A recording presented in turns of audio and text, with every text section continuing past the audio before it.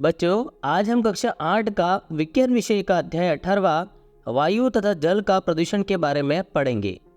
बच्चों, इस पाठ में हम सबसे पहले लेंगे वायु प्रदूषण। हम चर्चा करेंगे कि वायु प्रदूषण क्या होता है और किस तरीके से वायु प्रदूषित होती है। और बच्चों, वायु प्रदूषण के क्या क्या दुष्परिणाम होते हैं, इसके बारे में विस्तृत चर्चा करेंगे। परिचय। पेड़ पौधे, जीव जंतु, जलवायु व अन्य घटक मिलकर पर्यावरण का निर्माण करते हैं। यह पर्यावरण ही सजीव मात्र के अस्तित्व का आधार है। पर्यावरण के सभी घटकों का संतुलित रूप में रहना ही पर्यावरण की आदर्श व्यवस्था कहलाती है।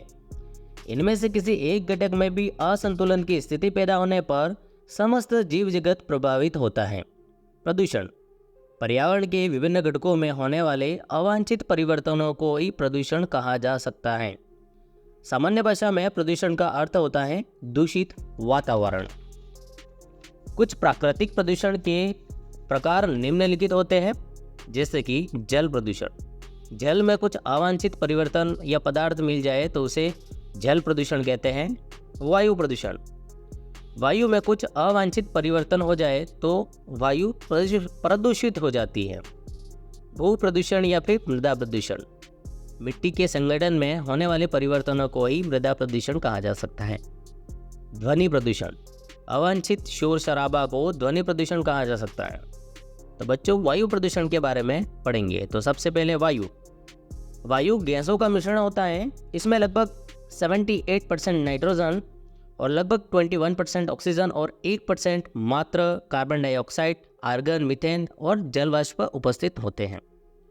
तो बच्चों, वायु प्रदूषण के बारे में पढ़ेंगे। वायु में अवांछित पदार्थ जैसे उद्योगों का स्वचालित वाहनों से निकले धुएं के मिल जाने से वायु की प्रकृति एवं संगठन में बदलाव आ जाता है। वायु ऐसे अनचाहे पदार्थों से संदूषित हो जाती है जो जीव तथा निर्जीव दोनों के लिए हानिकारक होती है। इसे वायु प्रदूषण कहते हैं। इसमें वायु के सामान्य संगठन में गुणात्मक या फिर मात्रात्मक परिवर्तन हो जाते हैं। अब बात करते हैं वायु कैसे प्रदूषित होती है। जो पदार्थ वायु की संदूषित करते हैं या फिर वायु को संदूषित करते हैं उन्हें वायु प्रदूषक कहा जा सकता है। प्राकृतिक वायु प्रदूषक ज्वालामुखी का फटना, वनों में लगने वाली आग से उठा हुआ धुआं अथवा धूल के कण, फैक्ट्री, विद्युत संयंत्र, स्वचालित वाहन निर्वातक, लकड़ी तथा उपलों के जलने से निकला धुआं आदि वायु प्रदूषक के मुख्य कारक हैं। वाहन अधिक मात्रा में carbon monoxide, carbon dioxide, nitrogen oxide तथा धुआं उत्पन्न करता है।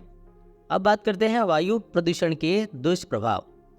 पेट्रोल तथा डीजल जैसे ईंधनों के अपूर्ण दहन में कार्बन मोनोऑक्साइड उत्पन्न होती है। यह विषैली गैस है जो रुधिर में ऑक्सीजन वाहक क्षमता को घटा देती है।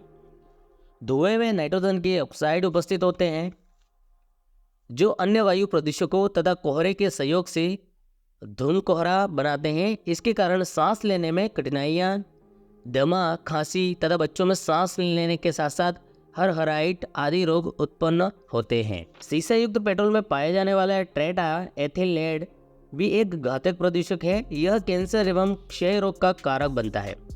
विद्युत संयंत्रों में कोयलों के दहन से सल्फर डाइऑक्साइड उत्पन्न होती है।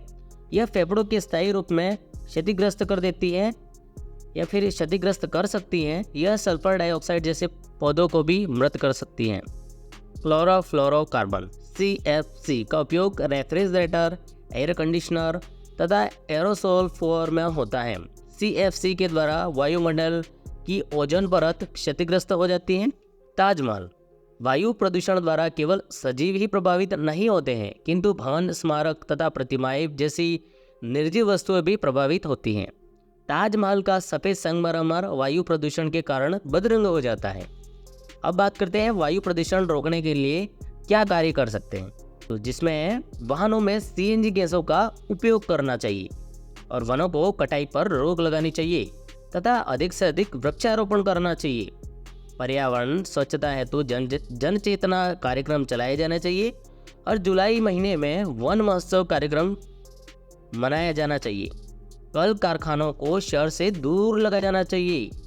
कचरे को जलाने के स्थान पर कंपोस्ट किस्ट में डालना चाहिए। सौर ऊर्जा, जल ऊर्जा तथा पवन ऊर्जा के वैकल्पिक ईंधनों के रूप में काम करना चाहिए। तो बच्चों आज हमने वायुमंडल में वायु प्रदूषित किस तरीके से होती है और उसको दूषित होने से किस तरीके से बचाया जा सकता है उसके बारे में हमने पढ़ा।